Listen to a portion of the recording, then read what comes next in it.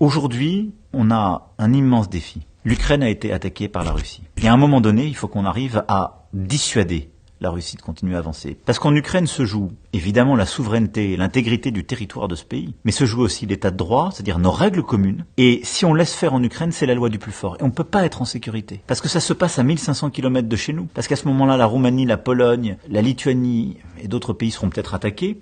Et parce que nous-mêmes, on perdrait toute crédibilité et sécurité ce faisant. Donc on joue beaucoup de notre avenir et notre sécurité en Ukraine. C'est pour ça que j'ai dit on doit aider plus, ce qu'on va faire dans les semaines à venir, livrer plus de matériel aux Ukrainiens. Mais on doit dire aussi, à un moment donné, si les Russes vont trop loin, nous tous Européens, on doit être prêts à agir pour les en dissuader. C'est encore plus proche de chez nous, là. Et donc il faut être prêt à le faire. Donc non, j'espère de toutes mes forces qu'on n'aura pas à partir en guerre. Non, la France n'est pas une puissance de guerre, mais une puissance de paix. Mais oui, si on veut avoir la paix, il faut la protéger. C'est pour ça qu'il faut s'armer. Et c'est pour ça qu'il faut être dissuasif et crédible vis-à-vis parfois de nos adversaires, en leur disant si vous allez trop loin et que vous menacez mes intérêts, ma propre sécurité, alors je n'exclus pas d'intervenir. Question suivante de Bab.